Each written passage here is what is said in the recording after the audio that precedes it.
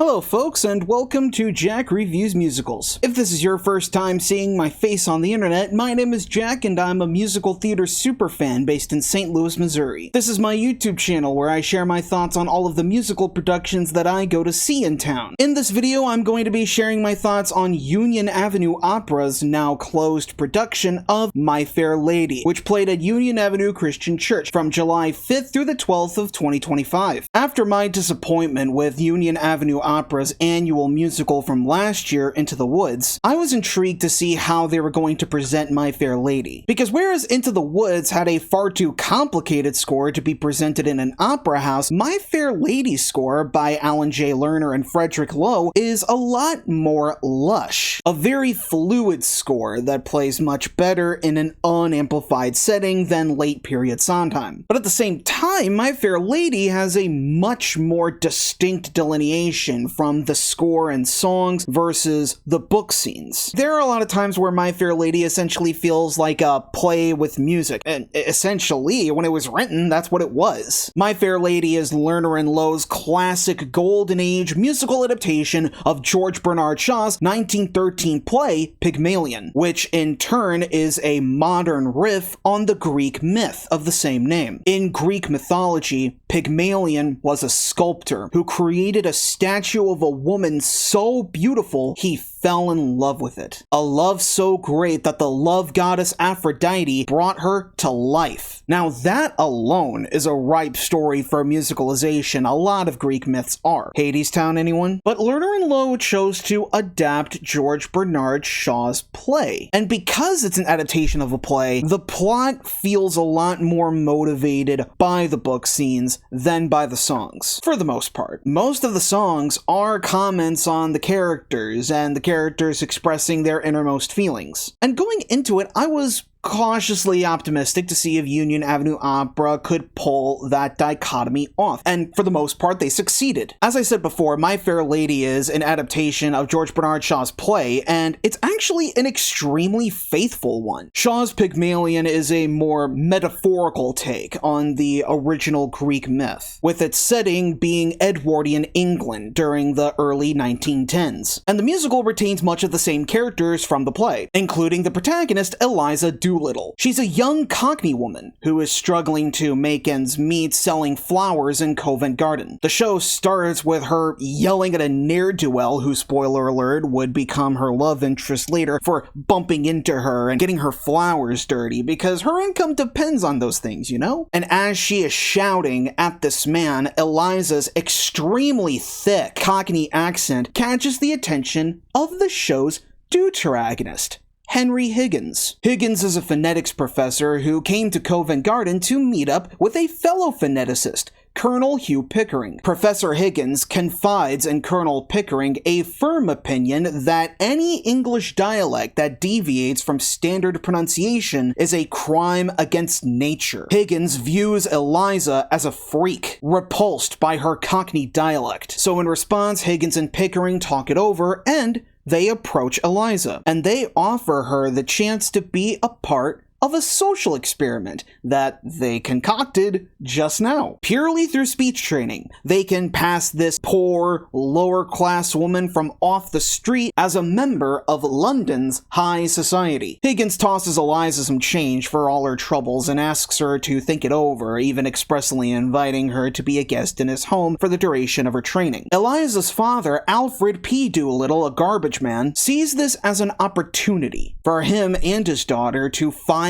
live the comfortable life they always wanted. Eliza, in particular, desiring to work as a real florist with an actual storefront. This could be her ticket out. But once she moves into Higgins's house, Higgins reveals himself to be the dialect coach from hell, putting her through grueling voice drills and forcing her to exercise her vocals until she drops. Colonel Pickering and Higgins's housekeeper, Mrs. Pierce, try to keep her motivated and uplifted throughout this process, but Higgins is relentless, even to the point of starving Eliza. Early on, it's discovered that Higgins is only putting Eliza through this because he is, in fact, a raging misogynist who takes sick pleasure in humiliating and degrading women. And after months of this abuse, Higgins' training actually works. He gives Eliza a brand new accent to pass her off as a high-class lady. But as Eliza is shown off around to various places in London's high society, Eliza realizes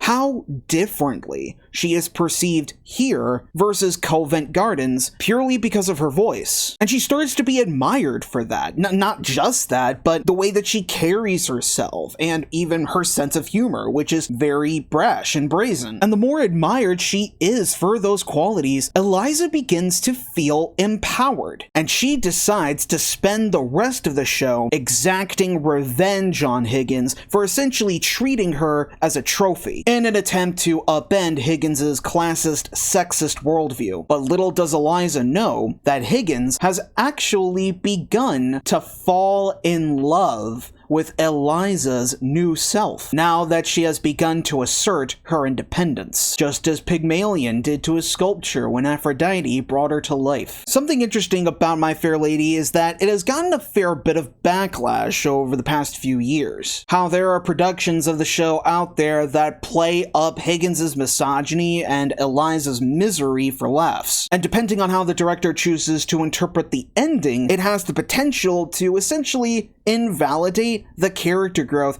of Eliza and Higgins. But as far as the ending is concerned, at Union Avenue Opera's production, director Anna Maria Pileggi actually made the smart choice of giving Eliza the power during the scene. The show ends with Eliza coming back to Higgins after she tells him off. And after Higgins goes through this totally vulnerable confession of love, I've grown accustomed to her face, he turns around and playfully says to her, "Where the devil are my slippers?" Higgins then turns around and starts sitting in a chair, and in response to those words, Eliza pretends to storm out of the house, slamming the door behind his back, which alerts Higgins. He stands straight up and looks back at the door, expecting Eliza not to be there. And he has this look like he immediately regrets what he just said to her. But then he sees Eliza there, and the final crescendo of the music is Eliza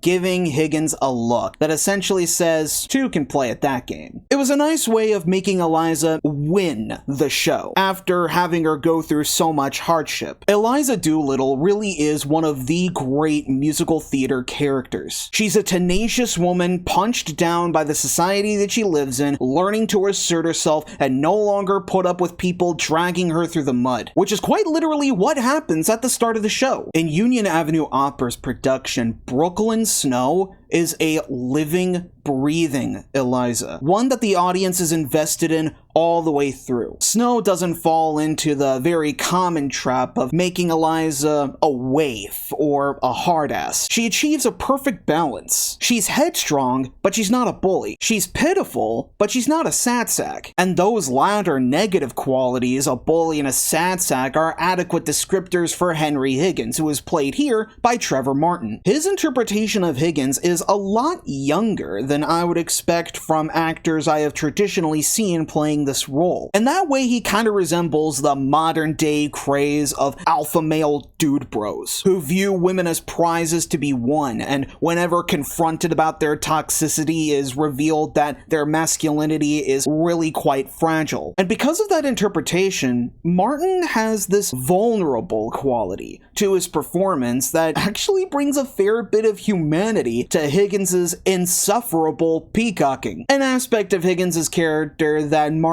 pulls off too. Even the vocal quality of Brooklyn Snow and Trevor Martin feel different from any actor I've seen. Brooklyn Snow's soprano is very much grounded with intention. Her solos, including the iconic "I Could Have Danced All Night," were expertly done, with the acting through songs so powerful, every note clear as crystal, and Martin's comic baritone, what is traditionally a speech singing role, emphasize the singing above all else, while also achieving the incredible feat of never losing the character's edge. The dynamic that these two actors share on stage carries this production. They are exemplary of the kind of stage presence that you need to play one of the quintessential enemies to lovers musical theater couples. Another role in My Fair Lady that needs a big presence is Eliza's father, Alfie, who is played at Union Avenue by Paul Huftaling. Alfie is a character that needs to have a big, over-the-top personality that is commonly found in supporting comic characters from Golden Age musicals. But I don't think Paul Huftaling really achieves that interpretation. He does give Alfie an affability and a shamelessness that is certainly entertaining, but his vocals and his physicality and his big songs, A Little Bit of Luck and Get Me to the Church on Time, are actually pretty restrained, focusing more on precision and clarity and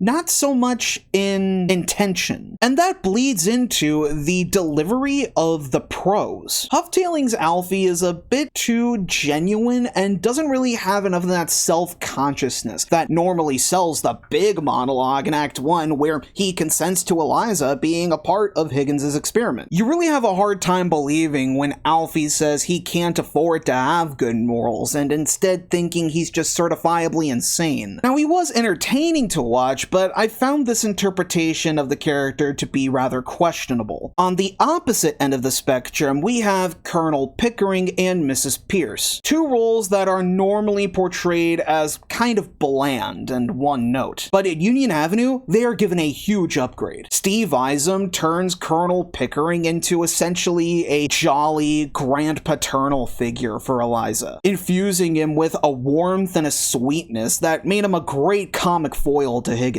Jennifer Thebby Quinn gives Mrs. Pierce a lot of layers too. Brusque and authoritative when dealing with manners of the house and putting up with Higgins, but also very kind, and even soft towards Eliza and her house staff. The portrayals of both of these characters by these two actors are great. They make us see even more plainly the push and pull between Eliza and Higgins. Eliza's ne'er-do-well love interest that I teased in the beginning turns out to be the upper crust Freddie Einsford Hill, and he was played very well by Charles Carlotta. His tenor during one of the show's most iconic songs, On the Street Where You Live, was simply sublime, and the way that he delivers the dialogue was so full of emotional honesty. And he shows off some pretty impressive physical comedy skills with a boyish quality to his movement that made him a nice contrast to the brashness of Eliza's movement, particularly in the song Show Me, where Eliza demands Freddie for his actions to speak louder than his poetry. St. Louis acting legend Donna Weinstein plays Mrs. Higgins, Henry's mother, who has taken a rather strong disliking to her own son because of his misogyny, and who proves to be a great source of counseling for Eliza. Donna Weinstein aces the deadpan dryness required of this character, making her bitter and sarcastic dialogue induce uproarious laughter. At one point in the show, she says to Henry, "If I were you, I would stick to two subjects, the weather and your health." An applause-worthy metaphorical mic drop if there ever was one. Philip Tuchette makes an amusing cameo as Zoltan Karpathy, a former student of Higgins, who now teaches phonetics himself in an operation that is actually a total scam, with humorous stutterings and mutterings that are impeccably delivered by Tuchette. Karpathy only appears during the climactic embassy ball that ends Act 1, which features some pleasant ballroom dancing choreographed by Christine Noblock O'Neill,